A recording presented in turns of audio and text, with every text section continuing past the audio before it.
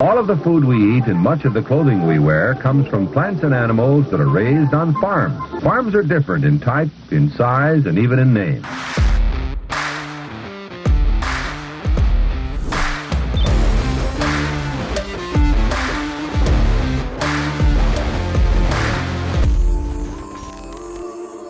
Before we dive into today's episode, I want to thank you for tuning in and supporting the brand. Over the last few years, I spent a lot of time creating farmer grade. We offer meat that you and your family can trust by strictly sourcing our product from farmers who share their story online through social media. We provide high quality beef and pork that is 100% born, raised, and harvested in the United States. Our latest meat drop just went live yesterday, so if you guys are interested in buying some American meat that you can trust, we got 5 special curated boxes.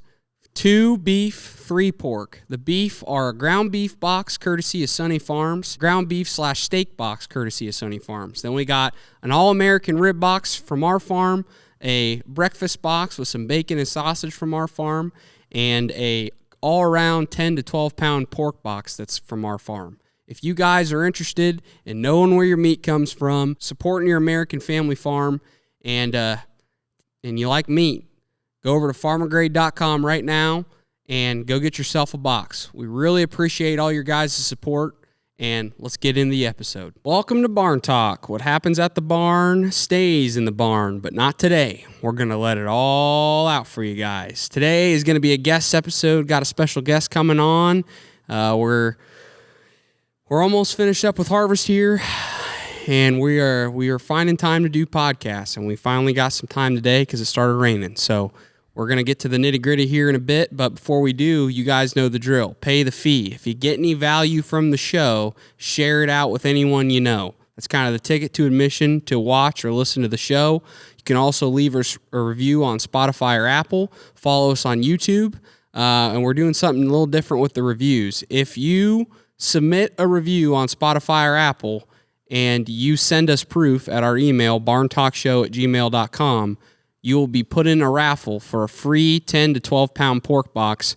That's the pork that we raise here on our farm. And we'll be announcing that next month around the 20th. So we'll announce it on the show, the winner, and we're going to just keep doing this. So if you want to enter in the raffle, leave a review on Spotify or Apple and send it our way. You can also submit your questions for our Q&A episodes at barntalkshow@gmail.com as well. So thank you guys so much for all the support. We've grown a lot in the last few months. We're up to 210,000 on TikTok, 150,000 on YouTube. Our audio's grown tremendously, and we can't thank you guys enough. So we really do appreciate it. We made it. I think we're hanging out about number 30 on Spotify's top 50 business podcast, because we're business moguls. So. It's kind of hard when you're making a podcast. They don't give you many categories to choose from. And I think when you first start, they don't let you choose multiple categories. So I feel like there wasn't a farming category. So there was no category for farm business badassery. That wasn't one. So we're kind of making that inside the business category. Yep. So we're getting there. Absolutely. Yes, we are. Are you good? You got it all? I got it all, I think. Okay, well, I'll tell you what. Today, this is a good one. We're not going to tell you how to make it in life, and we're not going to answer a lot of questions. In fact, when we're done today, you might have more questions than when you started. But I've really been looking forward to this podcast because today's guest is a dear friend of mine. We go way back. He's a veteran, served in Iraq. I'm sorry. Worked with him clear back when I started doing construction. When I had to get a real job off the farm when I quit farrowing pigs. One of the guys that I worked with, and he and I have we have seen a lot of. We've had a lot of good times together, a few bad times too. But anyway, he is a pipeline welder by trade and has been for the last, I don't know how many years.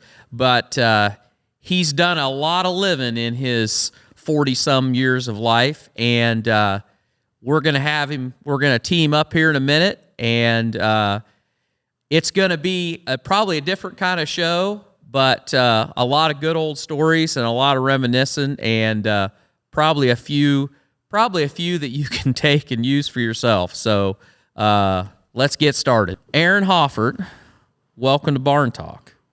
Great to be here. All right.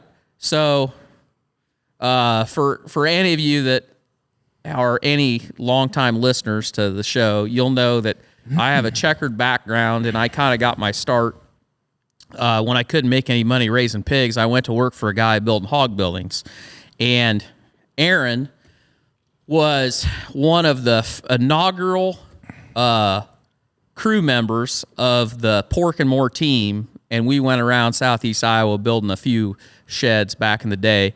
And what made us unique was that outside of the concrete, which we did do a little concrete, but fortunately we did such a poor job that we're over it. They decided we shouldn't do any more. But other than that, we would frame the building, we would wire the building, which is kind of scary in amongst itself, and put all the equipment in. We pretty much did everything. And we had a 4-man crew, and then we had a 4.5-man crew with big Wef. Yep. And then we got, well, I don't know, at the most we might have had, at one point I think we had maybe 8 people one summer, but it was always a revolving door except for the core. Yep. But that is where I met Aaron Hoffert, and Aaron is one of those guys that as soon as you meet him, you are not going to forget him. He has a personality that is infectious, and he also is the guy that if you have kind of a crazy idea on a Friday afternoon and you're looking for someone to second that or to take that idea and make it even grander, he is the person for that. He is the person. And so he is all the way from, so where are you living now? Stanley, North Dakota. So he is a pipeline man, and he has made the trek back down home to see family. And I've only tried to get him on here like every time he's ever coming back. But his dance card he's pretty popular. So it's hard to get him. But anyway, we got him down here, and it's a rainy day in Southeast Iowa. So we got him in the barn. So we're going to talk about a little of the past and a little of the present, and we'll even ask Sawyer what the hell he thinks once in a while. Is there anything you want to say before I am we get here started? just to listen to all the great stories, because when Junior, that's his nickname, Junior, Aaron's nickname's Junior. When he and Dad were running around, I was like a toddler. I was a kid. And Junior used to call me Wild Man because I used to talk like a Nazi, because I couldn't talk when I was a kid. I was just learning to talk, and so they'd get me all jacked up. But I wasn't there to see any of the stories, so I'm gonna do a lot of listening today, I think. But I think the best thing to do is just kind of start off and just tell people kind of how you met Dad and kind of where you went from there and what you're doing today.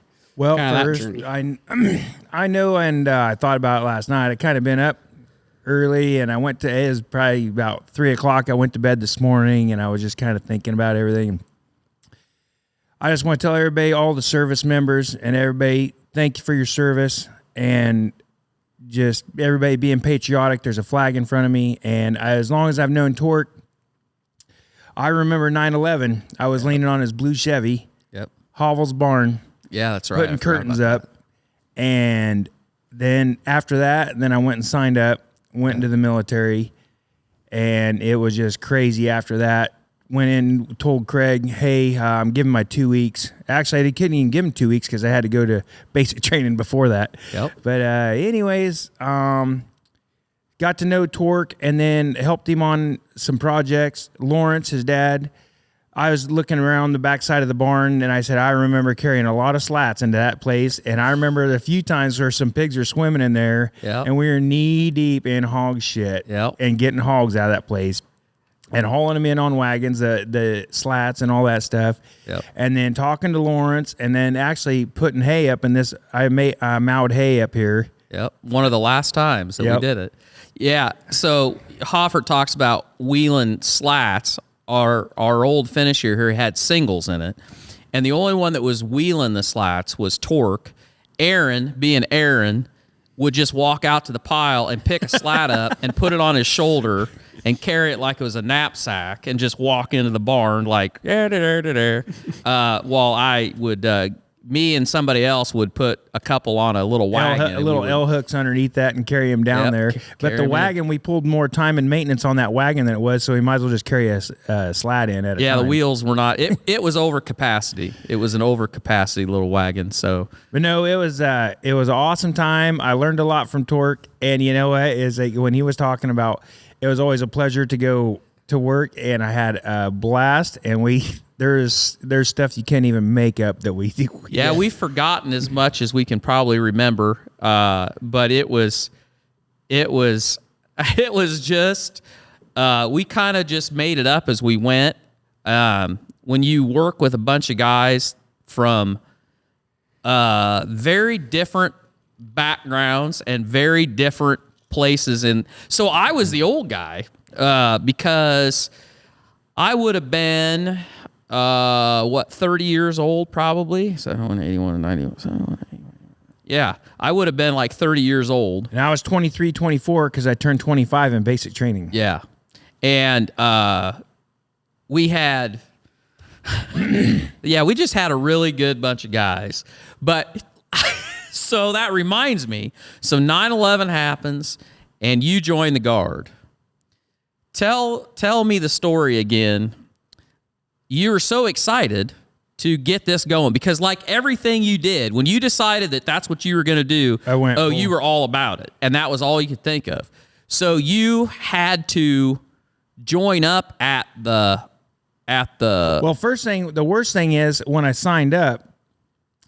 I was doing the paperwork, and I remember the recruiter brought over 2 30-packs of beer over to my place, and I won't name his name, but next thing you know, you could see, you got to sign about, inch and a half worth of paperwork. Well, my name looked really good, all my signatures, but by the last page, you couldn't even tell what my name was because we were like, ugh, you're still going. Well, I wake up the next morning, and my buddy's like, how's it feel?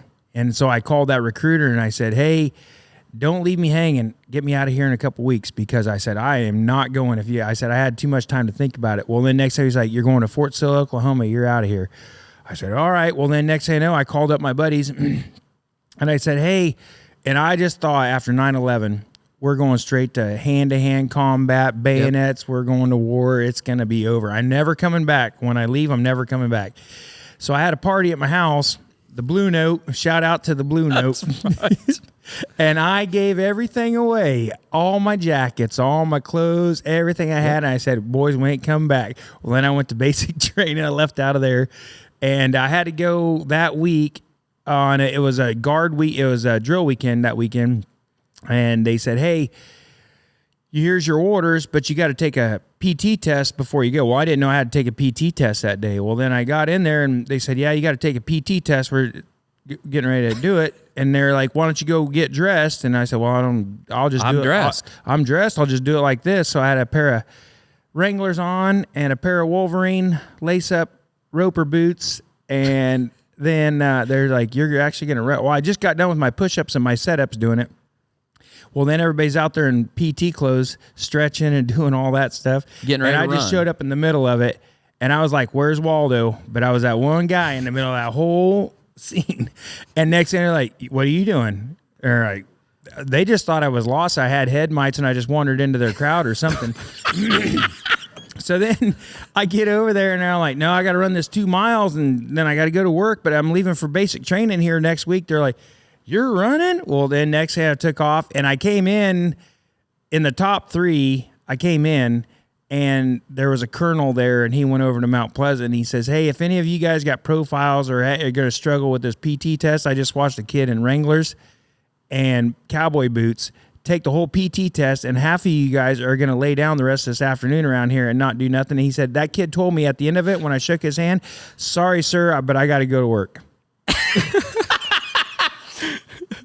10-4. And I'm not patting myself on the back. I'm just saying that's how much salt and vinegar I got in my system. But Yep, and you did have. And and my dad and my family bred that into me, so that's where it came from. Yeah, if there was one thing that you could always count on Hoffert, was he was never going to abandon you when you got dealt some shit sandwich, because we did have a few of those in what we did and some of the jobs that we got into. And Aaron was always like, you were always like a little ray of sunshine, because you were like, well, boys, you might as well get your salt and pepper out and season this to taste, because we're eating this sandwich no matter how it goes. Here's the deal. There's a different levels of shit sandwich. A runny one's, that's the worst one. But if you can get a stiff one, then that's better than the runny one. So you just got to think about the positive stuff and don't be so negative. It could always be worse. Oh, jeez. Okay.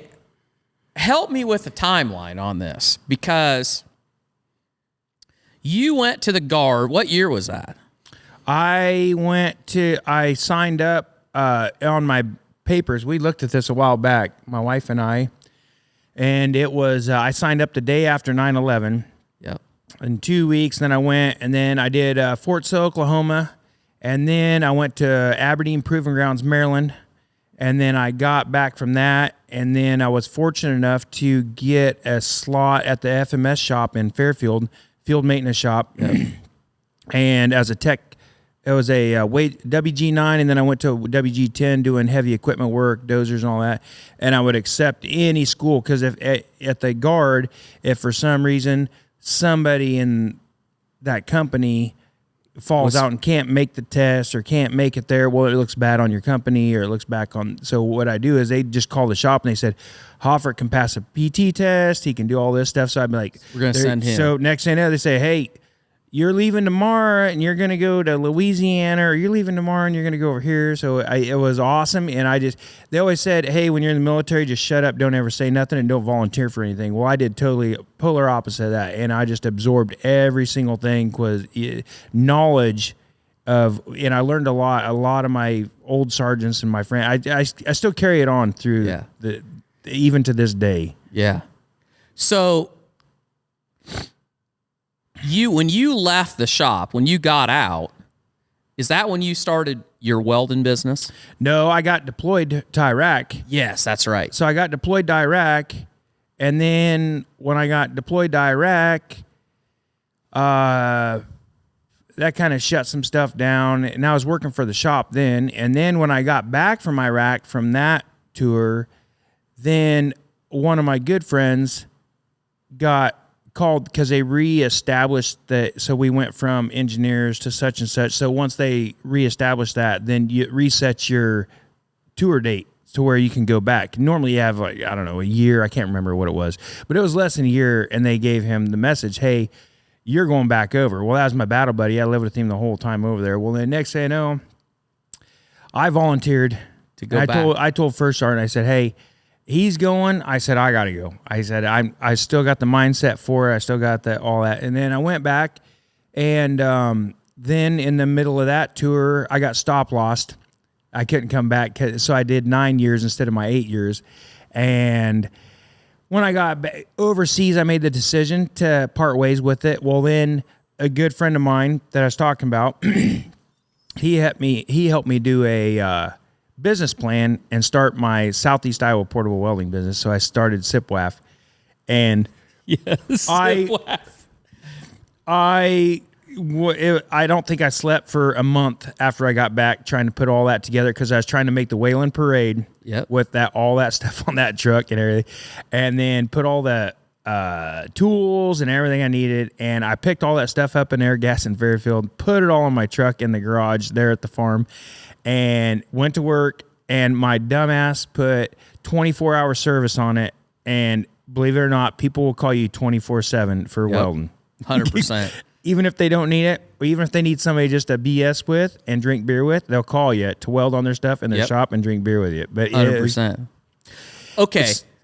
So, but you're and you're welding today. I mean, you have welded, but you got your start really doing being able to fix stuff is just like that runs in your family. My dad was a mechanical engineer. He worked out in the oil field or out in the offshore oil industry. And then I was homeschooled. And so Myron taught me how to weld. The welder's still sitting down in Lockridge in a shop, the same welder. And Dad taught me, he's like, I want to just weld stuff together. Dad's like, no, you got to weld a straight line. You're going too fast. You're going too slow. And he bought me my first box of rod. He said, I'm going to set you up with this. So he bought me a box of 60-10. And then he said, after that, don't waste it. But he said, I'll get you going. Well, then that created a monster, and I was into it. And then I went to work at Modine here in town, and I worked with a bunch of old guys. And I was so wet behind the ears, and these guys just blasted me the whole time. And I still run into a lot of these old welders I used to work with there. And they taught me a lot of stuff. And then when I went to the military, I signed up for a 44 Bravo because I wanted to see what the military had to offer as far as a welding program. So then I just went to Aberdeen Proving Grounds. Or no, I went to, Aberdeen Proving Grounds, Maryland. Yeah. I went out there. Awesome program, and it was good. And they showed up. I went there at Fort Sill, Oklahoma was so strict. It was Alpha 1st to the 22nd. Those drill sergeants just eat you up for every little thing. And so then I'll never forget, I got to Aberdeen Proving Grounds, Maryland, and they had $5 pizzas. And this guy had this little Toyota Tercel or something, and it was stacked to the brim with $5 pizzas. Well, I was sitting in there in position in the admin room, and talking to drill sergeant, whatever, and they're like, you can go out and get pizza. You don't just have to sit here. I was like, am I allowed to have pizza? I was like, well, heck yeah. Well, a $5 pizza, you can't go wrong. So I ate $5 pizzas for, I don't know, a couple weeks straight just because that was something I wasn't allowed to do in Fort Sill, Oklahoma, so we did it. But anyway, so I got out of there, graduated from that, got back, and then I just got into welding, and then went my second tour. I was done with that, and I was like, I'm just done with the military, which was great. It was awesome. It taught me a lot as far as my day-to-day living and living dress right dress and decision-making. Being squared away. Adapt and overcome and, be proactive instead of react. It was everything. And so I still enforce that in my daily life, even into the pipeline industry, oil field industry, and it just worked out great. We had a technical issue. It is cooler weather season, and Tork, in his infinite wisdom, I turned the heater on, and we got one of the cameras a little too hot. So Sawyer is going to be conspicuously absent from the rest of this because we lost his camera. And let's face it, with Aaron and I going, he probably ain't going to get a word in edgewise anyway, so we're just going to let it roll. But when we kicked off there, you were talking about the time that you spent in the military, and I was trying to get the time frame. The time frame, because our time that we were at Porkamore was kind of split in half, because your decision to go to the military, that happened at 9/11. But then when you got back, you came back and worked one summer at Porkamore. Yep. And that, a lot of great content. I would say if we were making a movie, that was the summer that dreams were made of, because there's one story that I was thinking about. Do you remember the time that I'm not sure whose building that was. I think it was one of Robison's buildings, where we pulled all the wire. And you were in the attic. You were putting blocking in the attic, I think. Only it was going really slow. And I got up in the attic to check on you. Oh, was I sitting there with the screw bucket full of beer? Yeah, and you had a 5-gallon bucket with beer and ice, and you were just sitting up there putting blocking in, and it was hotter than blazes. Son of a gun. It was hot. And actually, I was putting in propane holes for the piping for the propane. Yeah. And I was like, we're doing a beer hole. So this kid that was helping me, I was like, we're just do a beer hole. So we had a little screw bucket full of beer that came out. I was like, what are they going to do? Fire us? So we just sit there and drilled those holes. And Stoltz was the foreman, and he was like, go check on Hoffert, because so there's three heaters to a room, and it was a 2400. So that's 6 holes plus the drops in the middle where it comes down. And he's like, I don't know what's taking them so long. They've been up there like all morning. I was like, up there. I'll go check on them. I was up there sweating my coon dog ass off, but I was drinking a beer per hole with that kid that was up there. And Stoltz stuck his head through there and acted like he never done no wrong. No. What are you doing? We're working. I said, yeah, we're working. We're doing beer hole. He's like, you can't be doing that. I said, well, fine. So I loaded up and I left. Remember? I forgot about that. I loaded up. I said, well, if we can't do this, I'm gone. I'm out of here. So then that's when I went and applied over at that other mill and got. Oh, yeah, that's right. That was the end of it. Well, do you remember the one where we were wiring this shed up and we were pulling the wire and I was at the end where all the spools were. Yep. And Stoltz was in the attic all the way at the end. And we were trying to get one wire too many into a 3/4 inch conduit. So we probably had, I don't know if we had 20 wires in there or 21 wires in there. It was one extra. It was one too many, and it was pulling really hard. And we were just about there. We were just about to the last TA where you branch off to go to all the tunnel fans.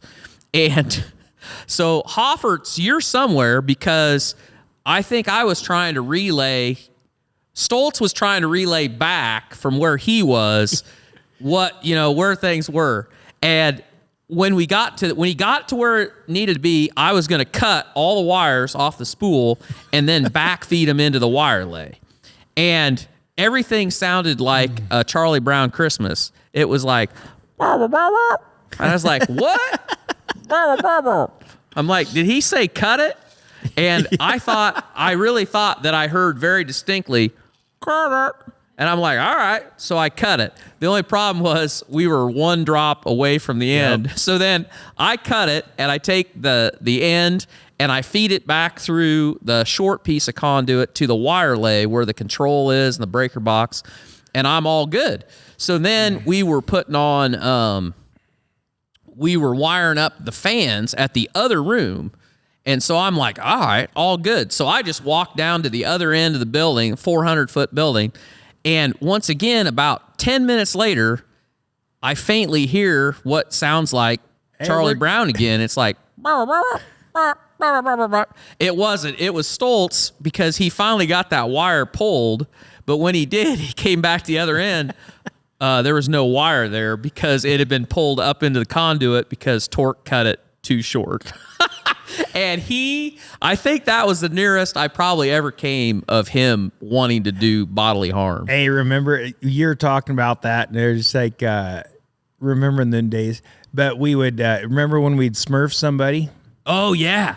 So what you do is you take your stainless steel T-bolts and be like, hey, put that up through there. And be like, oh, hey, close your eyes because I'm going to knock some dirt down on you. And you'd take the marking chalk, the purple marking chalk, and you'd spray it down through the slats on their face, and they would smurf them. Oh, my goodness. They'd come out of the pit, and they'd just be blue because you take a whole big jug of chalk line chalk and just smurf them. Oh, and, there was all kinds of ritualistic hazing deals that went on.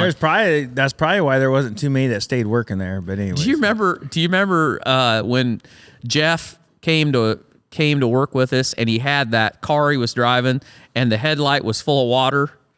And did this happen? Or did I dream it?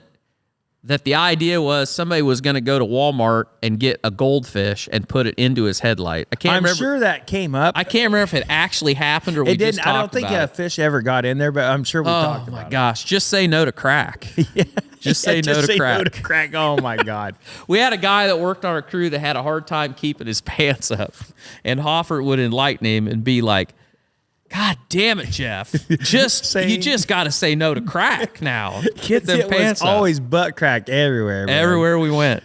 So that summer when you transitioned, that was the same. So that had to be the summer of like 2000, 2001, because it was right at the end of my tenure when I left to go to Precision. Yep. Anyway, so you buy a welding truck. You decide that when you get out of... I paid $500 from Iraq. I was in Iraq, and I sent that guy Capital Motors out of Utah, Salt Lake City, Utah, and you drove it back from out there, didn't you? So anyway, so what happened was you only get 15 minutes for a phone call back then.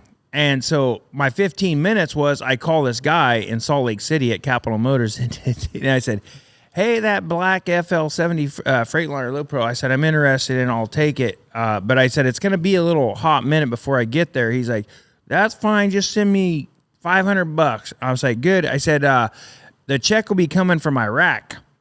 And he's like, what? I said, yeah, I'm in Iraq buying this truck right now. He's like, okay. And I said, just hold it. I said, I'll pay you when I get there. Well, then I go there. When I get back from overseas and I get back and it's a bummer, I go to Air Gas over in Fairfield. Yep.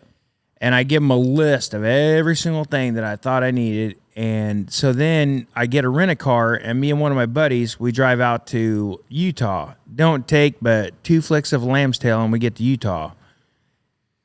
Next thing you know, I go pick up that FL70 that next morning, get in it, start taking off, and start heading up out of there. And it falls on its face into limp mode. And I'm driving 40 miles an hour, 30 miles an hour, 20 miles an hour. It took me 40-plus hours to get from Salt Lake City, nonstop, to get from Salt Lake City, Utah, back to Washington, Iowa. And I stopped at come to find out, I stopped at a Freightliner shop, and he says, I'll throw it on there. He said, well, you got 500 and some odd codes of low oil pressure. He's like, your sensor's out. He said, it's going to go into limp mode. I said, do you got one? He said, no, the closest one's such. I can't remember. So anyways, me and my buddy that had a CDL supposedly, well, then he didn't drive at all. He just slept pretty much the whole way. And so anyways, so I get to this Freightliner shop that had my part, and I said, I'm not asking you. I'm begging you. Can I borrow a couple tools? I'll buy that part. I'll pay you whatever. And I said, I'm going to go in back of your shop. And I said, I'm going to replace that. And they're like, if you can do it, go ahead, whatever. I did it. And then I drove 90 mile an hour all the way back to Wayland, Iowa. How far had you gotten by the time you got the part? Like, we were probably 8 hours away from Wayland, Iowa by that time. So you'd spent 32 hours. Oh, in that, and so there was a half sleeper on it. I said, I'll never use that half sleeper, but whatever. I use that half sleeper a little bit for 15 minutes, 20 minutes here or there on the way back. But I'll never forget it took over 40 hours to get back from Salt Lake. And that was nonstop. That truck never shut off except for when I replaced that. And when I got back, then I went and picked up pallets of all my tools. Yep, I remember. And I sat there for days and nights because I was trying to meet the Wayland 4th of July parade so I could put that thing in there and get a little bit of business. And so it was... and then a terrible thing happened. You got all kinds of business. And then I got all kinds of business. And that half sleeper I'd never thought I'd ever use. I used it in the spring and in the fall because I would get some dumbass put 24-hour service on there, and I just sleep in a farmer's field until the next farmer broke something and called me in, and I'd head over to his place. You know what's funny is my wife and I were headed to Wisconsin last week, and we were driving up north of Cascade. Yep. And I drove past a 12-mile road, which goes. Do you remember that guy that had a brand new 2400 head finisher and it had tube feeders in it? Yep. And he froze it. And you drove clear the hell up there. This is when I was selling buildings for PSI and welded. It split I don't know if it split everyone. I welded that daggum auger, and they're like, you cannot do that. And I was like, we'll get her. Don't you worry. Yep, that's right. And it held. Yep, it did. That's right. Crazy. You told me, well, that stuff has got so much spring to it. Yeah, it's kind of a son of a gun to do it. But And then if you get it too hot, then that's a weak point. It's it's your shear pin of the whole setup. But anyways, we got her. You're like, hey, I told you. I said, I'll get it. High speed all the time. Low drag. So you had a welding shop and you did that. How many years did you do that? See, I got done in I probably did that for 2 years there in Wayland. Yeah. And it was good. The clientele was awesome. It was just, I just kind of wanted something, and it was kind of random because a good friend of mine works for Lincoln Electric, and there was a guy that worked on the pipeline, and some pipe fell off some skids and cones and rolled on him and broke his pelvic. Well, he wanted to start a shop similar to what I had in a 24-hour service, a portable welding and all that stuff. Well, he knew all that, how to do all that. So then I got a hold of Kurt Goltz. I was talking to him. He's like, hey, I got this guy. He's stoved up at home, whatever. He wants to start. He's done with the oil field. He's done with pipeline. He wants to just have a fab shop and portable welding. He wants to know the type of tools that you got, the stuff that you do. What do you run into? What do you encounter? All right, well, I talked to him. And I said, hey, you don't happen to know anybody in the oil field? Because I said, I'm thinking about unassing my place and heading out there to go see what's going on. I didn't think I'd go there for very long. I just wanted to go try it. I always wanted to weld pipeline. So he's like, yeah, my brother-in-law has got a test for Low & Bro, the company I worked for. Yep. And he's like, you got one up there? He's like, maybe you can go be his welder's helper. Well, I knew how to weld, and I can weld anything, except for butt cracks and broken hearts. That I can weld everything else. But anyways, so I went out there, and they're just like, hey, you weld? And I was like, yeah, but I want to see what it's like. I want to start at the base of this whole thing to see what it's like. And, well, it's not like if I show up out here and tell Sawyer, I'm like, hey, I want to run your combine today. Well, no, you got to work your way up. You can just go jump in a daggum combine. So I started at the bottom because I knew that's where I was going to go, and I knew what the money was. It was, it wasn't nothing. It wasn't a drop in the bucket to what I made. What year was this? I was August 15th, 2010. I left Iowa, Coppock, Iowa, because the Eagle's Nest was about ready to float away. It was flooded. High water. Yep. Hazel said it's free reign for everybody, just whatever. And so they came and picked me up on the highway with the boat and drove me up there. And it was so high, you could go to the back deck, and the boat, you'd step off the boat onto the deck. Well, I figured that was the last time I'd ever see the Eagle's Nest. And I said, well, I got to be in North Dakota. And I didn't know how far that was. But I said, I got to be in North Dakota on Monday. So I pulled out of there. They took me back to the highway, dropped me off my truck, and I started making my trek up there. Got up there, and I slept in the parking lot because you couldn't find a place to live up there for nothing. Everything was full. It was ornery. It was crazy. So then you get up there, and I slept in the parking lot, and so then a friend of mine, good friend of mine still to this day, he's like, oh, boy, look at this deal. Well, I had my welder in the back of that. I had everything. He said, boy, here's a tool. And they're like, way to go. You hired this guy? Well, that was their first job in North Dakota. And it was 7 miles of 12-inch.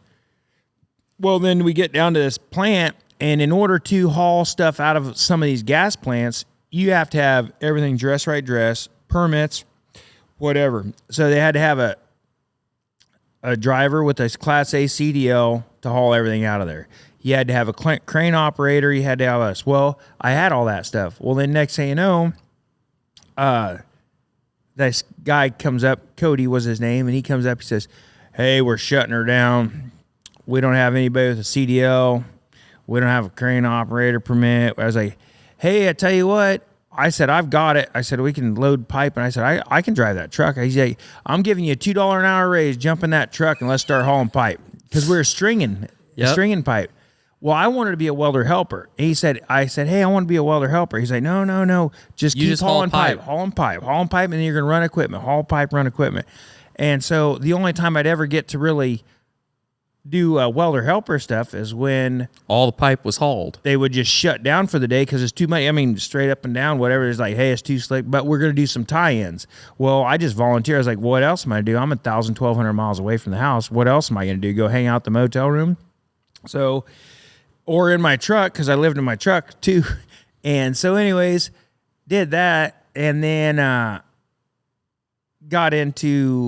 we got that job done. That was good. And so I got into they would let me run equipment and side booms with blades on it. And I can run equipment from here. Every farm kid can. And so next thing you know, this good friend of mine, Ryan, and this other good friend of mine, Harold, I still work with Harold to this day. And but I've known him since then. And they're like, hey, kid, we're going to take off, and we're going to head down to Killdeer. North Dakota and go look at a job. I was like, all right. Well, they're like, just backfill, do all this. I was like, all right, sound good. So I was backfilling, do all this stuff. Well, then I seen him then that night, and they said, kid, don't leave. Don't go nowhere. If you ever going to pipeline, you'll never, ever see this in your life ever again. And we went through the Badlands, through the breaks, and did a forebears job over there for Bridger. And it was the most extreme stuff I ever been into in my life. And it was aggressive, and it was awesome. But anyway, so I got into that, finished that job up, and then my boss, Donnie Gillette, gave me an opportunity. He says, hey, kid, you worked your ass off over here.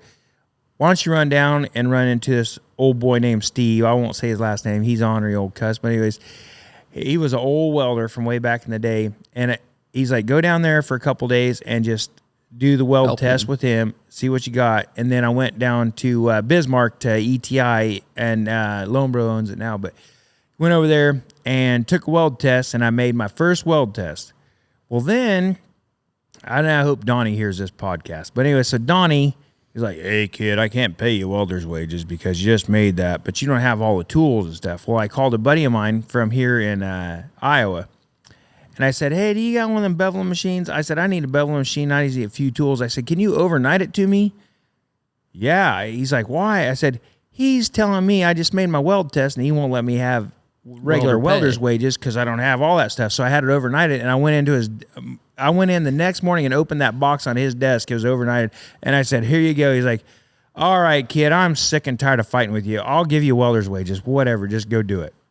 So anyways, so his son is one of my main bosses now, and I get welder's wages for whatever. If I'm operating, whatever, I get welder's wages now, because he's like, it's just easier to give you welder's wages than deal with you. So when you went there, when you got there, I've talked to you off and on, through this whole journey you've been on, but you told me a story about how it really was like when you got up there and you first started. It was like the Wild Wild West. Crazy. That you were staying at a hotel. The group that you were with, you were staying at a hotel, and you left, and you had to go do a job somewhere. And by the time you came back, all your shit was sitting in the lobby. Is that right? Are you the one that told me that? Okay, so what happened was, I was living in the Painted Pony Motel in Stanley, and then they had the pub Draft Horse below that. And so you'd spend $2,300 a month for your room is what that cost. Holy shit. And then you spend $2,300 a month in the pub, drinking, do whatever you do. Having salads. Doing whatever pipeliners do. Yeah, salads are expensive over there. They are. And so anyways, so they said, hey, this place is up for sale. I was like, all right, whatever. And I'm trying to think of where I was at, because I wanted to back it up a little bit, because before I got the camper. Oh, okay. So that's when I stayed in my truck. Was they pretty much just booted us out. They're like, hey, you're done. I was like, well, you just told me yesterday I had a place. And they're like, no, you're done. Well, then I lived in my welding rig for 4 months in the winter. That ain't no word of a lie. So what I would do is I had 2 totes. I had a tote for my good clothes, and I had a tote for my work clothes. And then I had a bedroll. And so what I'd do is I would set my totes on the back of the rig at night, and I'd lay my clothes out, and I'd throw my bedroll down, and I would sleep. I'd put my truck up next to my buddy's camper, and then I would put that on high idle. And then I had a little DVD player, and I'd have a 12-pack of beer, and I'd sit back there and just hang out.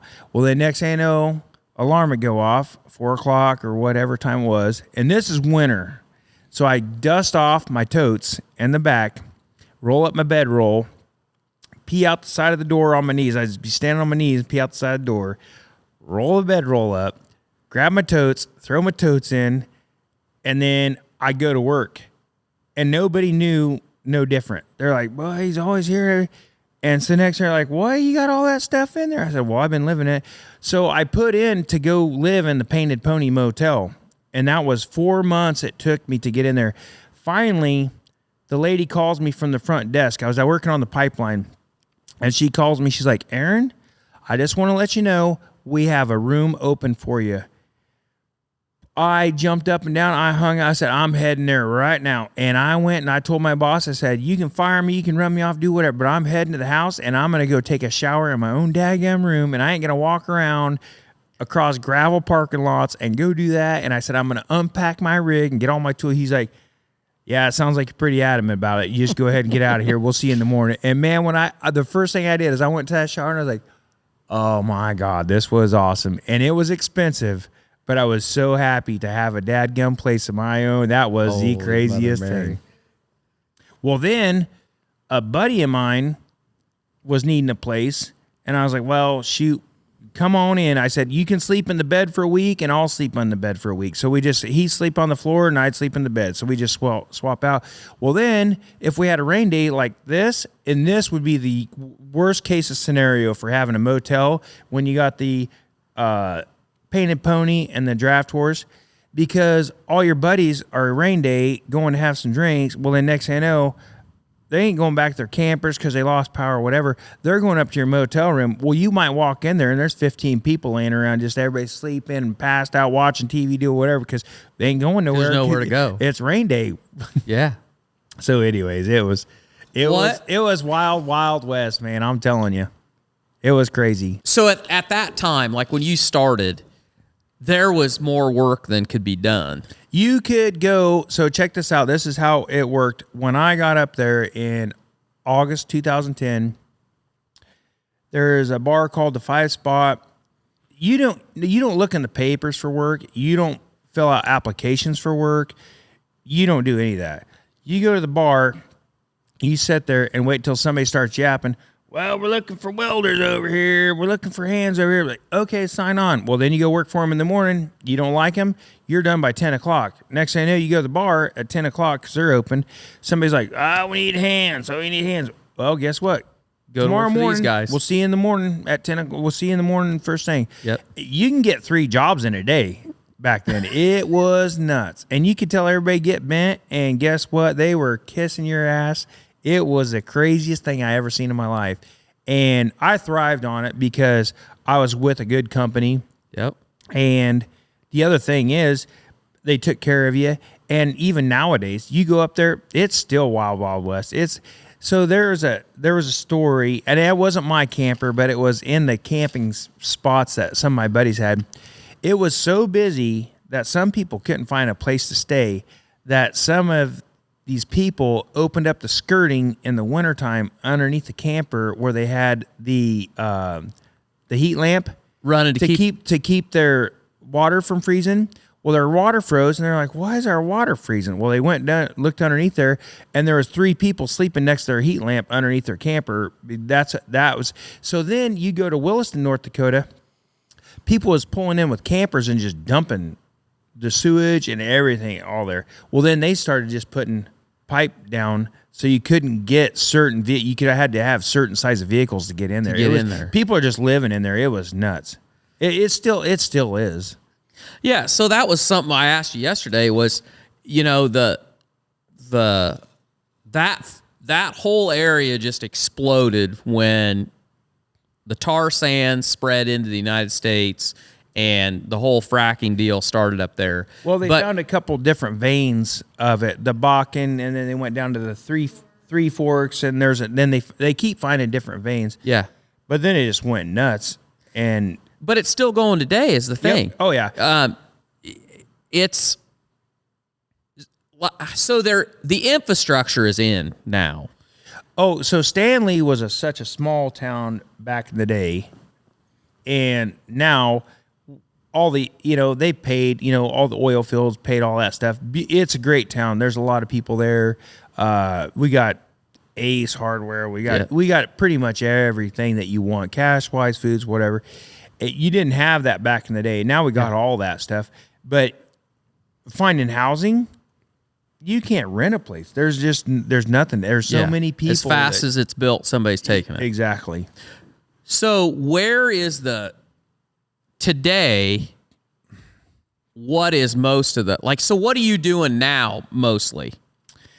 Now, I would say the main line, there's still some main line going on. You'll still do that. We did a year of it last year, and then the majority of it is flow lines, well connects. You're going to take one well pad, tight in the next well pad, tight in the next well pad with tanks so that it's easier to haul out of there so they can haul it. Yep, so after the drilling rig come in, drill those wells, they frack it, everything's ready to go. It's ready to produce.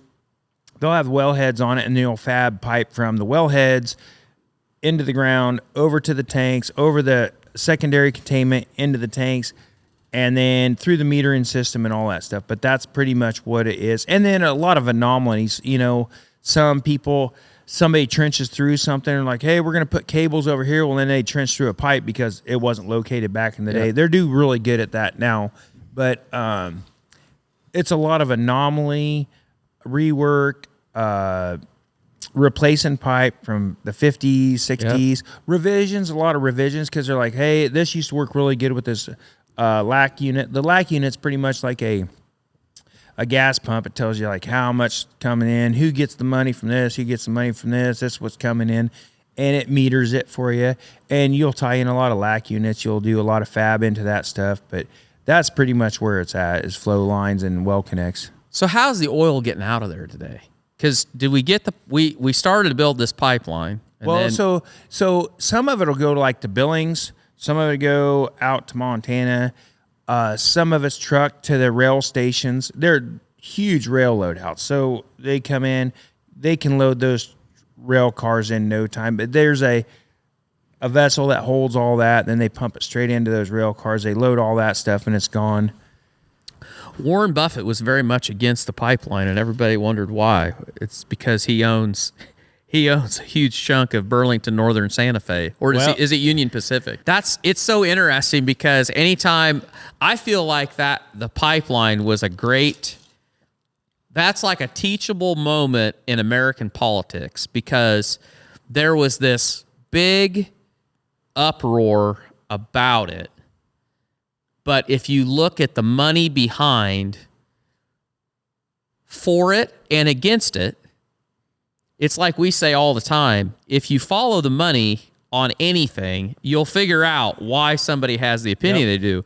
And like you said, Warren Buffett he donated a shitload of money to the Sierra Club and to all these groups that were against the pipeline. Yep. Well, the reason is because his railroad hauls a shitload of that oil, and they were going to lose a lot of that if that pipeline got built. But I'm going to tell you right now, and I'm not going to get into politics, but the years of Obama, the years of Biden, we made way more money than the years of Trump. It's crazy how it all works, but somebody sets it in motion. Yep.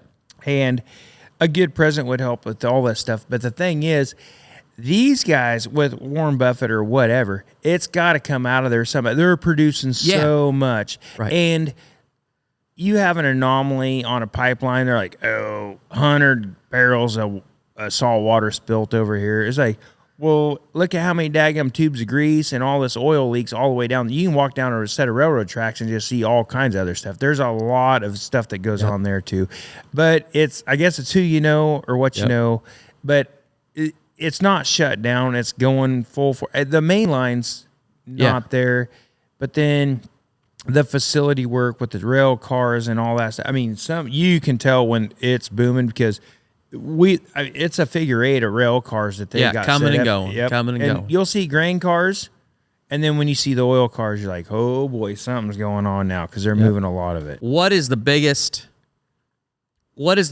change that you've seen in the time that you've been there? As far as work or as far as... Well, what I'm asking is, like, so you still have a demand for people. Yep. And there's still jobs to do. That'll always be there, yep. Can you find enough people to do the work? No. They want to stand rigs up and drill right now, and they can't even find people to set up. There's drilling rig. Everybody's like, well, this president's in, so there's nothing going on. And I'm not everybody listen to this. I'm not no politician. I'm not into any of that stuff, but I just know what I hear, and I don't really watch the news. But it's not shut down. I'm a terrible golfer, but I can almost hit a golf ball to the nearest drilling rig outside of town drilling, and it's crazy. But they can't find people to stand them up. Right. And then you got your workover rigs. So your workover rigs are pretty much the ones that do the maintenance on the rigs that are the wells that are already there. They can't find help, and you can pay them. Doesn't matter. It doesn't matter. Yeah. They're over it. They're done, and I don't know where everybody's went. And I struggle just even finding a helper to help me and it's good money. Yeah. And it's just, and then if you get somebody, you got to train them, and it's a whole process. And I'm not against training anybody, but they don't train anymore like they used to. 10, 15, 20 years ago, you could train somebody. Nowadays, the YouTube trains them, so. Gosh. So do you think, as you've seen people come, is there a generation of people, is there another generation of people like you coming? So if you went from 100%, there's 5% of them that are coming in hot. And they are just dead set in their ways that it doesn't matter if it's -30, we're going to work. If it's rain, snow, sleet, hail, they're going to work. The rest of them, we're going to figure out somewhere to go. I mean, we'll work in the summer, we'll work in the spring or whatever, but it's just, the generation below us, they're just not, it's not coming. You won't see it. And the crazy thing is, I just talked to some of my family, and three of them are into welding. And I said, you don't have to go weld, but I said, it's coming to where you need a skilled labor, carpenter, doing concrete. And that doesn't sound like skilled labor, but that is something. If everything went broke right now, somebody's going to need something done. And it's just, in the oil field, they are going to need people so bad, because unless you can just ride around in a pickup, nobody wants to do it. Right. But they still want the money. Right. Well, there isn't enough mechanics. There's not enough welders. Nope. There's not enough plumbers. And I've got some of my good buddies that are mechanics, and they're some of the best mechanics, and their kids don't want to do it. It's the comfort zone. They're comfortable, and you got comfort I've got an older son that's coming up, stepson, and it's a comfort zone. And then unless Sawyer, when you get stuck out there and your pants are down by your ankles and the wind's blowing, you figure it all out. Yep. But until you're in that position, you won't. And the comfort zone now for the kids, we never had a comfort zone. No. Our comfort zone was, hopefully Dad ain't around the corner going to whoop our ass because we messed something up. I was just going to say, there isn't enough kids that drive around with a willow branch on the dash. Or had a good ass whooping. Yeah. No, that's 100% right. I mean, I hate to say this, and I've said this on here before, but I think it is just, you can boil it all down, and I can't take credit for this. I stole it off of a Joe Rogan podcast, and he actually stole it from the guy that coined this. But, soft times make soft men. Yep. And soft men make hard times. Yep. Hard times make hard men, that in turn make soft times. And I'm not taking anything away from any kid nowadays. But the thing is, just like with Sawyer, or just like with you when you was growing up, when I grew up, or just like even my niece, my nephews, they're young, 5, 6, and they're 5, 6 years old. They need to absorb something. And if they can absorb it, and if you can feed it to them the right way, then that's the only thing we got. Because I'm not worried about myself anymore in this day and age with what's going on. I'm more worried about the younger kids, what's going on, because they're not going to be able to enjoy life like we did, or like we do, like we do even to this day. In 10 years, you and I sit right here, we'll be like, oh boy, I can't even imagine what happened this last 10 years. It'd be crazy. I think that's the thing that I spend a lot of time thinking about this. I probably spend too much time thinking about this. But we live in a time today that we are like at the end. Well, I feel like we're at the end because Sawyer is a sixth generation to live on this farm. Yep. And the generation that came here, like, they lived out the back of a wagon and they built a sod hut to live in until the house kit they bought from Sears and Roebuck got delivered to the rail station in Washington, you know, and then you build it from that. And you ate from the garden and you probably shot the meat you had because you didn't want to kill the cow that you had to have. And each generation got easier. Yeah. Oh, yeah. Definitely. And when I think about, I'm a little bit unique, and you are too, because your dad's older. How old are you? 53. Okay. So I'm 46, but we're cut from the same cloth. Yeah. Because Lawrence was the same way. Yeah. And Myron's the same way. Right. And they've seen it and they've lived it. Right. And if they saw a 2-bottom plow, they thought that was big time equipment, and we got a tractor to pull that, and oh my goodness, it's crazy. We didn't have to do it behind a horse. And they are also of the generation that just because somebody made a 4-bottom plow, we didn't buy it because we didn't need it, and the one we had wasn't broke. And guess what? There's still more hours in the daylight, so you can go around there a couple more times and not worry about a 4-bottom. But everything kept getting easier, and what I feel like was unique in that was each generation that came, it did get easier, but they didn't lose the drive to go out and make their own way. Yep. And they saw that innovation, and they saw that technology, and that was something they could leverage to give their kids a better start than they had. But now we're at a point where you have a whole generation that, for whatever reason, that drive, like, I feel like there's this level of hopelessness within young people today that they look at everything that their parents have or their grandparents have, and because of the cost, the inflation, you name it, all of the things that are kind of stacked against them, they don't know it right now. They look at that like, how am I ever going to be able to have a family like my parents have? How am I ever going to be able to afford a house like my parents have? And I feel like they're just kind of given up, and they're like, well, I'm just going to sit here and watch.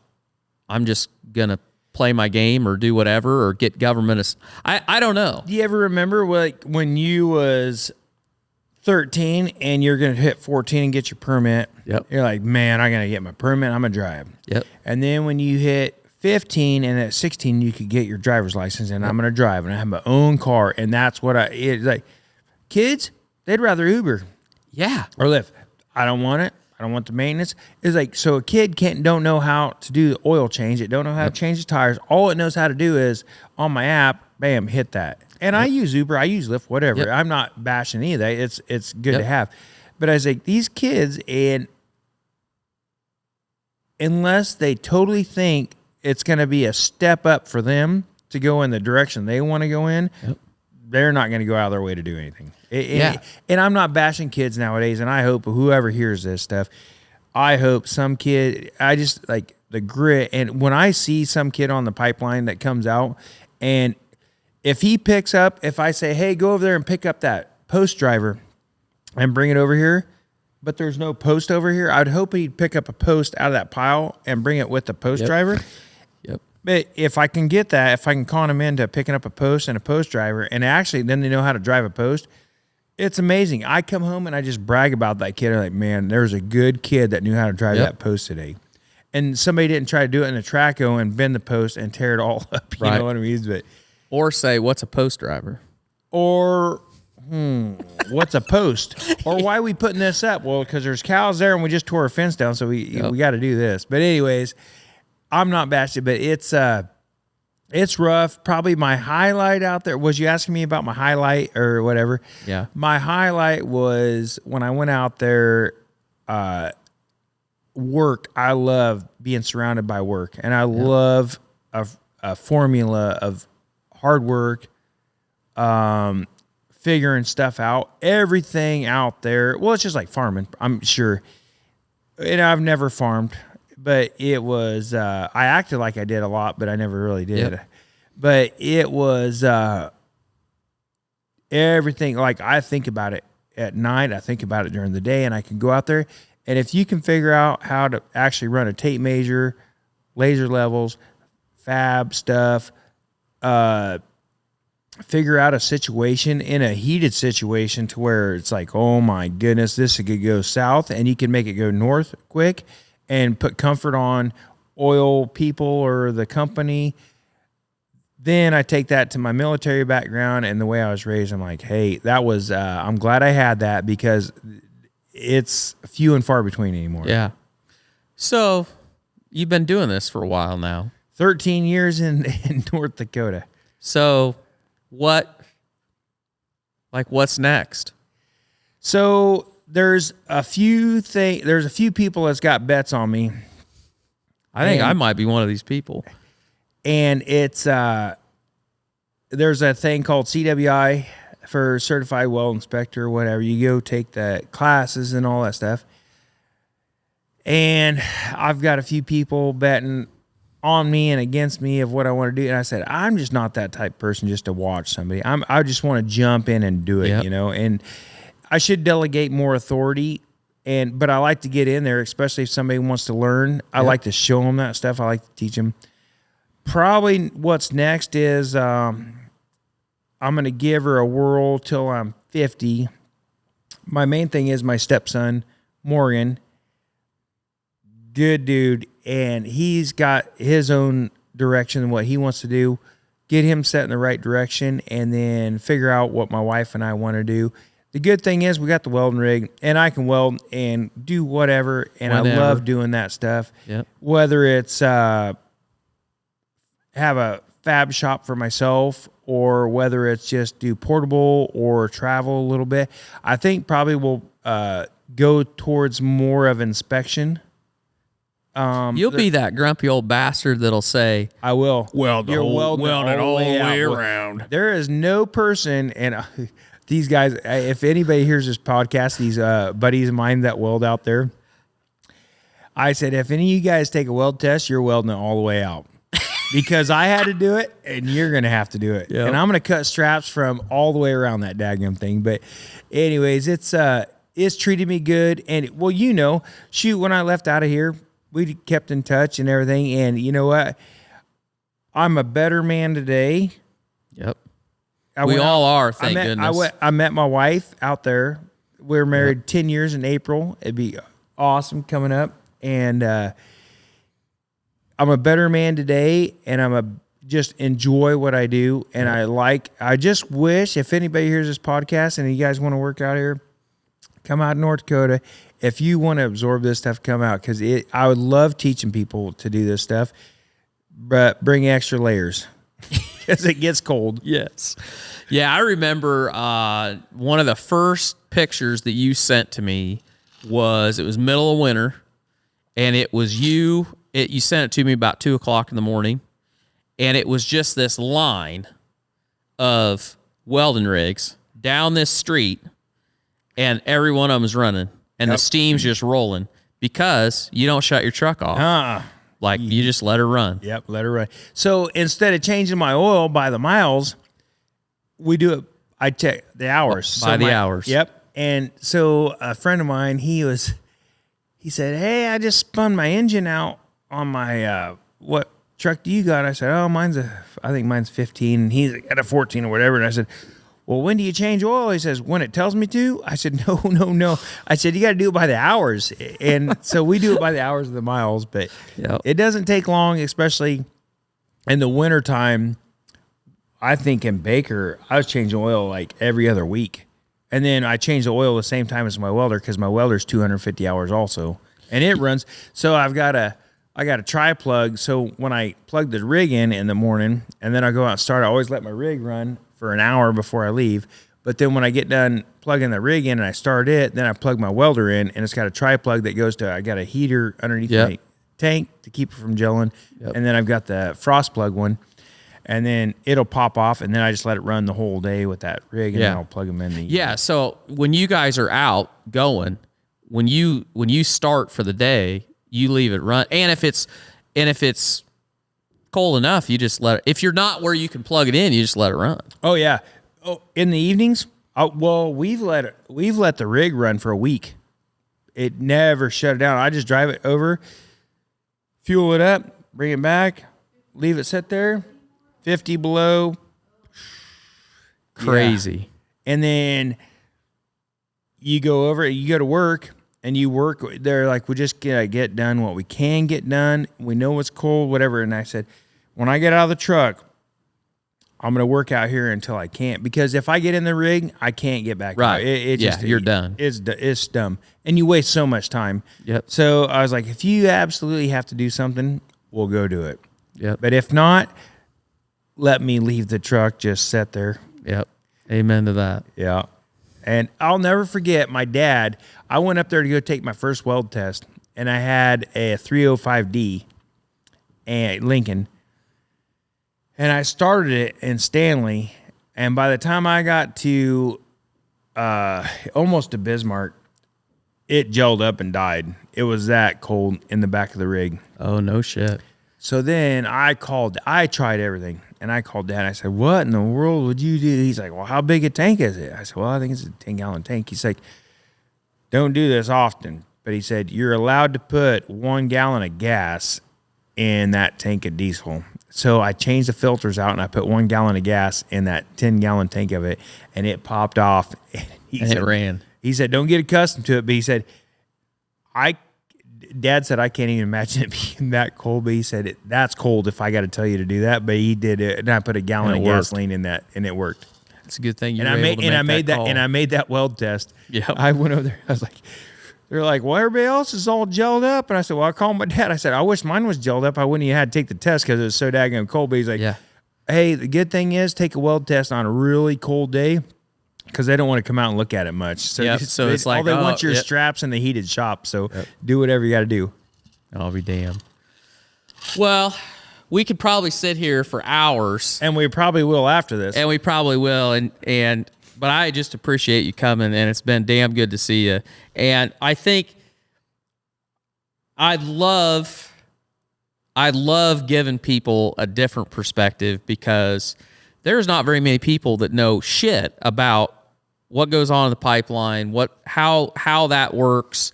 And I was thankful that you were willing to stop and share it with us. Well, it's kind of like that Sawyer Brown song. I think it's the Sawyer Brown song. Well, outside of town, it just drops off. Everybody thinks it's just flat. Yeah. Well, it's a little hilly outside of town. Yeah. I love being here.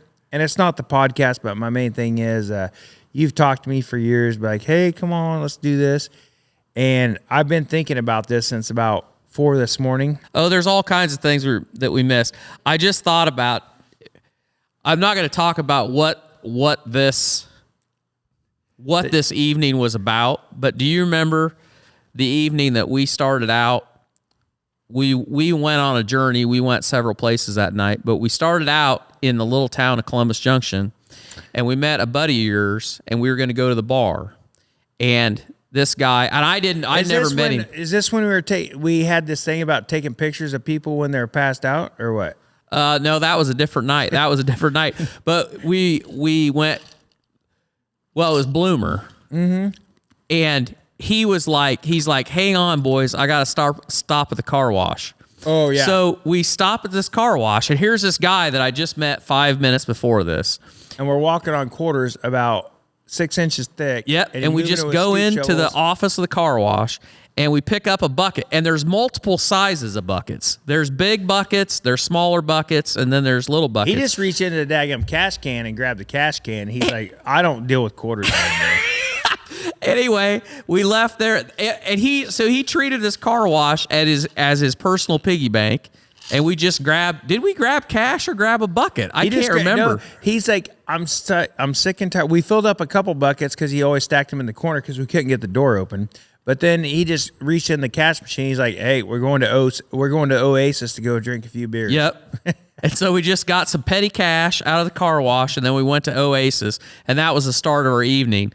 And I honestly don't even remember how that evening ended, but it was a damn good time. Hey, but we got home. I don't know how we got home, but we did get home. We did get home, and I'll tell you one more story. I came to Pork and More on a Friday morning, I think, and usually Aaron was there by the time I got there. You'd be in there drinking coffee. However, I pulled in, and he was living at this little, we called it the Blue Note, that was right next to the warehouse. The drive-in there. And you had your Dodge Ram.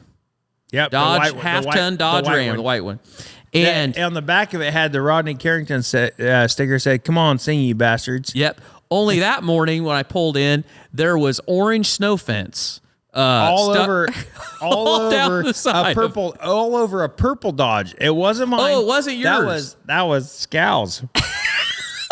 So what happened? I'll tell you the whole daggum story. So what happened is I come home and my roommate Robert, he says, "Hey, I just paid off my truck. Let's get a case of beer and go celebrate." I was like, "All right, well, we'll go do it." So we get a case of beer. We start driving. Well, then after a case of beer, we stop and get another case. Well, then next thing I know, he starts just diving off in the ditch. And we're just going up around and all that stuff, laughing and joking and whatever. He's like, "It's paid off. I finally got it paid off." It was the V8. It was the V8 Dodge Dakota. You remember the old round V8 Dodge Dakota? So he's like going through the ditches and we're laughing. Well, then next thing I know, what's that one that goes to Ainsworth? Is that G36? Yep. G30. So that's when G36 was shut down because they're repaving that. Well, I lived at the Blue Note. Well, they had some road closed signs set up where the Walmart is now to tell you, "Hey, turn around or go hit gravel, go by Ace or whatever." Well, next thing you know, he's like, he'd always mess with me that he was going to go in between those two road closed signs with that orange net. Well, that night, he didn't mess with me. He went straight slam through it. And he thought somebody must have had some extra heavy-duty zip ties because the road closed signs went with us, and then we drove over the road closed signs, and then the net. So I wake up the next morning, and I go out there and look, and we got orange net down the side of his paid-off pickup. It's paid off now. And then 3 flat tires because he drove over the road signs. And he drug them home. And I'm like, "Good luck with that, bud." I got to go to work. There were so many. I did go to work. I was like, "Good luck with that, bud." There was so many good ideas that were hashed at Pork and More. One of my favorites reminded me of you living at the Blue Note. One of my favorites was the day that we got off work and Hoffert's like, "Oh man, you got to see the saw I bought. You got to see this saw." Oh boy. There's a lot of money to be made cutting firewood. And man, I got this badass steel saw and that thing's nice. So I got a story behind that. So Geek Killing Tears, and I got one that'll beat you on this one. So we go over there. And here is, how big was the bar on that? 36-inch. It's way so too. We're living. You don't need. I needed something for like trimming limbs, but I was I was trimming trunks with this one. So I had a Farm Boss 029, regular saw. Aaron has this saw that to me it looked like he was ready to go. I was going to competition. I was going to be in a still show for the hot saw competition. And so I'm like, "What are you going to do with this?" And he's like, "Well, I'm going to cut anything I want to cut with it." I'm like, this was okay. Go ahead. This was a deal. So I don't think that much about it. Well, then we started a bonfire. Yep. So then, and we called that after work, we called that our living room. but that tree was right where this table's at. So the next thing you know, Tork's like, you don't have a hair on your ass to knock that fucking tree down. And I was like, all right. So I go get my hot saw and I knocked that fucker down. now this is fine. It's whatever. You cut down a tree. The only problem with this whole deal was this was a rental. Aaron was renting this place. And it didn't have a lot of amenities. Probably one of the best value adds to the property was it did have this one nice tree on it. And so then you tell about your landlord. The next morning, I wake up and I'm like, oh, shit. And my roommate's like, hey, you got a little firewood to put up today. And this is a big one. Well, then I go over to Bill Ben's, and then they'll probably hear this one. She's still, oh, man. She'll probably kick my ass, too. But anyways, so I'm over there building Ben's with Stoner Steve. And next thing I know, this guy shows up. He's like, what happened last night? I said, did you see that storm? Holy smokes, that came in hot, man. I was worried about the house. It was going to cave in. I was like, we had to get rid of it. It was like going over it. And I said, I just whacked her down, said, go that way instead of go into it. And he's like, my wife loves that tree. I don't know how I'm explaining. He's like, you can't make decisions like this? Oh, my God, what am I going to do? That was a bad decision on my part. And I told him, I said, I really apologize for that. And I said, I don't know how I can make it up to you. He's like, don't make it up to me. Make it up to my wife. So I seen that lady probably about 15 years after that. And she's like, you're the one that it's like George Washington and cherry tree. She's like, you cut my tree down. I was like, She's like, your life's can be hell for a little bit because that was my favorite tree. And I had to deal with it for a little bit, but I think we made amends on it.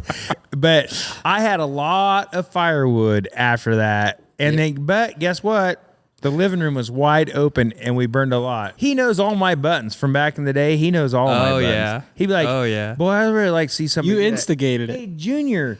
Oh, yeah. I bet you can't do this. I mean, I'll bet you don't have a hair on your ass to go over there. I'll bet you a 12-pack of Bush Line. You can't. Oh, really? I'll take a 6-pack, but I'm going to go do it. Yep.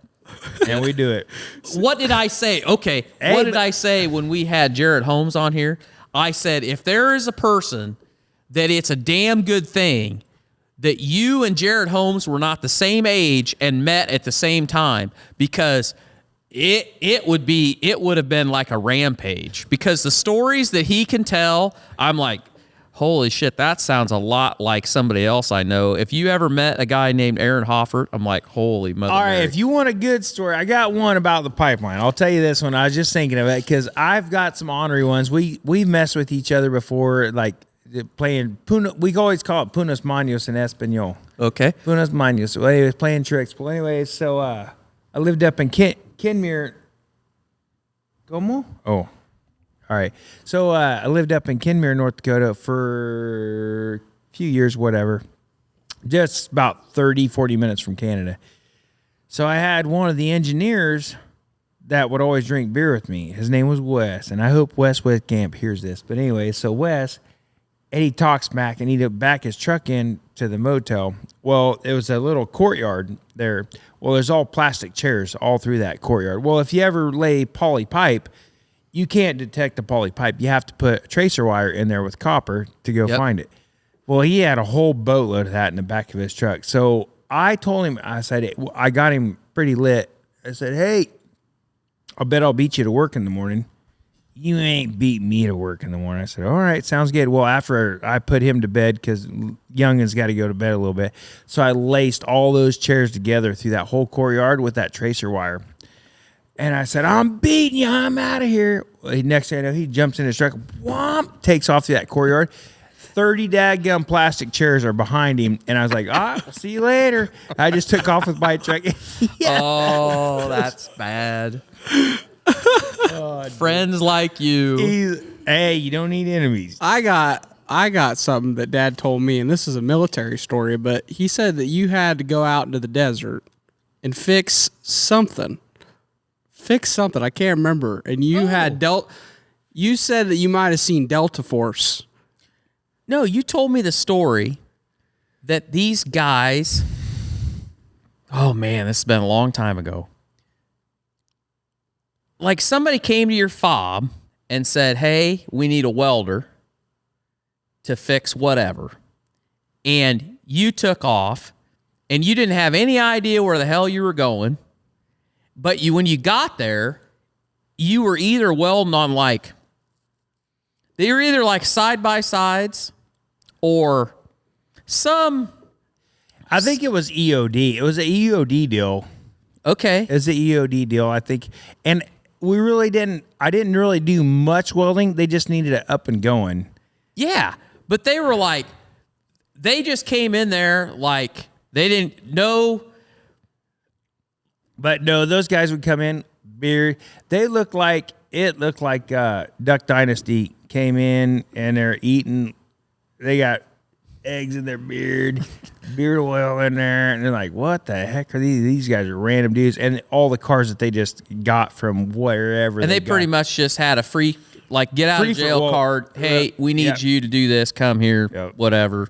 Yeah. And I think that was Crigador, because if you ever go to Ramadi, if you look Ramadi up on the internet, we were over in Blue Diamond area, but then if you go to Ramadi, Iraq, on the east side of Ramadi was Crigador, and that was Route Michigan that took you to Habania. The 17 miles, the honoriest stuff you ever seen. But anyways, that's where it was at. And so you would stop at Corregidor because you'd stop there to refit before you took back off. But you only had to go through town to get there. But once you got through town, it might take you 30 minutes to get to town, or it might take you 3 days to get through town. Depending on how much shit was going on in that area.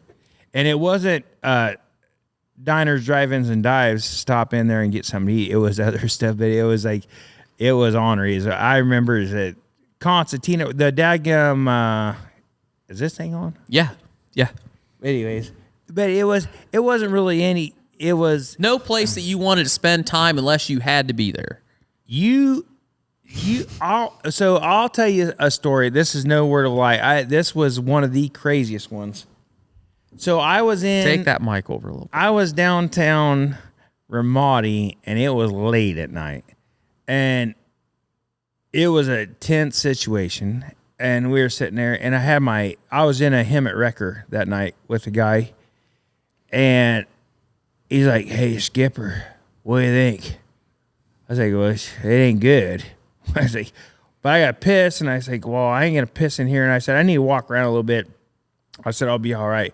Well, I jump out, and it's dark. And we got Anglico, we got Ariel over us, and there's a whole mission going on. And I was like, "I got to get out of here. I'm stressed out. I got to get out of here." I was like, "I'll just, whatever I get out of here, I'll just get out of here." But so I walk around, and then next thing you know, I slam the door and start taking a piss. I'm like, well, the door didn't slam very good. It was dark. It's all night vision. Well, I slammed the door again. Well, then next thing, the whole convoy takes off. He thought I got back in. And next thing I was like, "What?" And I'm like, "What the fuck?" It's like a Tommy Boy episode where he's like trying to go behind the car. So I'm running clear through this thing in the middle of the night. My fucking NVG's on, and my daggum weapon is inside the vehicle, and I'm chasing this whole convoy. And the guy that's driving's like, "Hey, how you doing, buddy? Whatever. Hey, where are you?" He's like, "This is gonna be pretty crazy, huh?" Skipper, because they call me Skip in the military, and it's junior. It's Skipper. Hey, we don't have Skipper. So he called. I'm running down the road, and I get in. He's like, I could see it was freaking dark as all get out. All I seen is white eyes. He's like, "Sorry, Skipper." I'm like, "You motherfucker." Oh, my God. I said, "You shoot me. Don't let them motherfuckers shoot me." Oh, my gosh. Were you were you at the back, or were you in the middle of the convoy? So what they'll do on that is you'll have two Humvees in the front, and then you'll have a Meerkat which a Meerkat is just a self-propelled metal detector to pick up. Meerkat or a Husky is what they would call it. And they've got the wide tires for weight distribution so that you can run over a mine and you don't have to get to. But what they'll do is it's made to blow up. It's the craziest thing. And those poor bastards that would get in that, I'm like, you fuckers. They give them IVs. As soon as you get in it, they give them IV and just hang it. It gets so hot, but they button you up. And then next thing you know, it's the shear pins that all the bolts are shear pins. And they call it a red pack. We would haul a red pack behind us because the red pack was, once that went into red mode and it blew apart, it was just like a whole capsule that would freaking blow up. Well, then you would take it and we'd pick it up with our wrecker and just start shoving bolts in it and put everything back together and leave the rest of it there. So you'd always carry an extra drivetrain for it, but the capsule was there. So that dude would be sitting in that thing hanging out while you're just bolting it together, and he's in there going, and the only way in and out of it was through the top. And then you don't unlatch the top. You bolt it on. Somebody locks you in. So that's your demise is in that thing. And so as a grunt and as a ground pounder, when they lock you in there, you just hope that the good Lord loves you. That's all you got. And then piss, you piss on the floor and it goes out the fucking hole in the bottom. you don't get out of that thing until the mission's done. You have to get into a positive situation because they will not unask you. You're the main one that finds all the shit. Finds all of it. And then if you find it, you're sitting right over it and you just detected it. Well, then the buffalo, you pull forward, then the buffalo has to come in and dig it. So you're sitting there and you could be over a secondary IED. You might have found the initial one, but you might be sitting over the secondary. So you're sitting there the whole time shitting razor blades. And it was waiting for something. So what you would do is you would send out a 113 APC, anti-personnel carrier, small tracked vehicle. Those would go out, or then they call you would do Humvees, but you would set up a cordon of the situation. So you'd have a 360 of everything. Well, we would be in the back, and we'd have cordon in the back, but if something happened, we'd have to move up front to go get him. So you would move through there, and there was a few times where they're like, hey, you don't have to go in there. Like, well, that's what what else we're going to do? Go back and watch TV? We might as well just get these guys out of here. And there was a train wreck a few times, but we'd go get them, come out of there, and load it up the craziest way you could and get them out of there. And it was nuts. Yep. Absolutely. Hell of a deal. Anyways, the good Lord's been good to us. Yep. We made it back here, and I learned a lot from that. Oh, yeah. I bet you did. Well, thank you for your service. Yes, Man, sir. I'll tell you what, I don't know if when you segment this out, make sure that you let all the veterans know that, hey, that's huge. I enjoy it, and it's a crazy world that we live in. And for somebody to be patriotic, it's almost like being, you can be this person, that person, whatever. But, even being patriotic, like, well, you're a Baptist? Oh, shit. People shun certain things anymore. And I hate to see it, but I am proud to be an American. And you know what? Tork, Sawyer, Barn Talk, everything, it's awesome. I appreciate it. And thank you guys for doing everything you do. Well, we appreciate And from back in the day, holy smokes, man. And thanks for all the good stories, Tork. Yep. Well, I think the only way to end this is take control. Is to take control and just know that one drink would taste pretty good right now. One drink. I wasn't going to, but it's a little after lunch, so I might think about one. Yeah, maybe just one. And so in Espanol, we always call it salud, dinero y amor. So it's cheers, love, and money. Si es verdad. Si es verdad, cabrón. Okay, you want to... I haven't heard that for years. Ay, wey, cabrón. I think we're going to wrap it up, guys. So thank you for tuning in. Pay the fee. If you get any value, share it out. And we'll see you back here next week for another episode.